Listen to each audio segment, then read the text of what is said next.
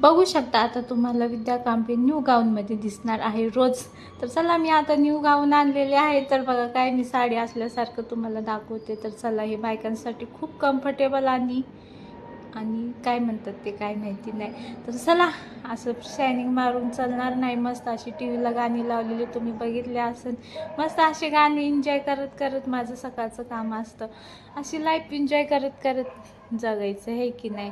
मग चला मस्त मस्त असं मी आज काय बनवणार होते नाश्त्याला मस्तच काय बनवणार होते. तर चला तुम्हाला दाखवते. कांदा वगैरे कापून तुम्हाला दाखवायचं म्हणलं तर व्हिडिओ एवढा मोठा होतो तुम्हाला काय सांगू. मग नंतर बोर होतं मला एडिट करायला. हो माय गॉड. तर चलो तुमको दिखाती मैं आज क्या बनाई नाश्ते को. तर मी बनवल्या होत्या अशा मस्त मसाले चणे.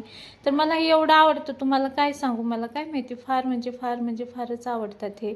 आणि खायला एकदम वरून लिंबू पिळायचा OMG. तर असा असतो. तर चला मस्त असं मी मस्त असं नाश्ता केला. आणि रोज एक ॲपल खायचा. माझ्यासारखी स्किन पाहिजे ना तुम्हाला तर तुम्ही पण खावा रोज रोज. तर बघा माझी मुलगी आहे आता 11वीला वाटतं का मला बघून. आणि मी आहे 31 वर्षाची. वाव. तर चला असं असतं. लवकर लग्न झाल्यावर काय करणार नाही का. तर चला मग पोरींना नाही खायचं होतं तेच आणि आम्हाला नाही खायचं म्हणून ॲपल खात बसल्या होत्या बघा. मग म्हटलं चला बाबा पोरांना मी उपाशी नाही ठेवू शकत. सगळं करू शकते पण पोरांना माझ्या.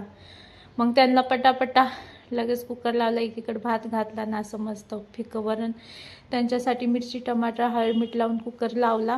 इकडं भात पण तयार झालेला आहे. इकडं मस्त डाळीला तडका द्यायचं काम चालू आहे. तिकडं पाणी आले पाणी पण भरायला ठेवला आहे हंडा.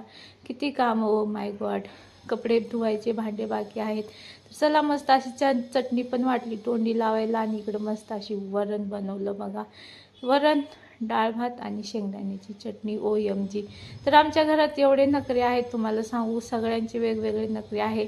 आता पोरांचे झाले आणि आता बापाचे नखरे राहिलेत. तर मी डाळ भात केला चटणी केली तर नाही म्हटलं मला नाही खायचं.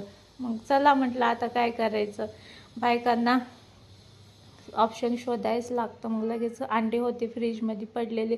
लगेच अंडे घेतले तवा ठेवला आणि असं मस्त त्याच्यात लाल मिरची पावडर हळद नाही कोण टाकत ऑमलेटमध्ये. हळद मीठ टाकलं आणि मस्त अशी गरा गरा गरा गरा फिरवले. आणि दिल्या पोळ्या 2 बनवून खाल्ले गपची. भात वरण पण आहे ना. तर संडे आहे आज पण संध्याकाळी असतं आमच्याकडून चिकन मटन. दुपारचं नाही खात पोरं माझी. मी पण नाही खात. एकटेच खातात आहो. मग बघा अशा त्यांच्यासाठी मोठ्या मोठ्या पोळ्या दिल्या बनवून गप खाल्ली. माहिती का तुम्हाला अशी नखरे असतात. हे बघा लगेच बसले जेवायला. मग त्यांना दिलं जेवायला आणि खाल्ले बाबा आवडीने. तर चला आजसाठी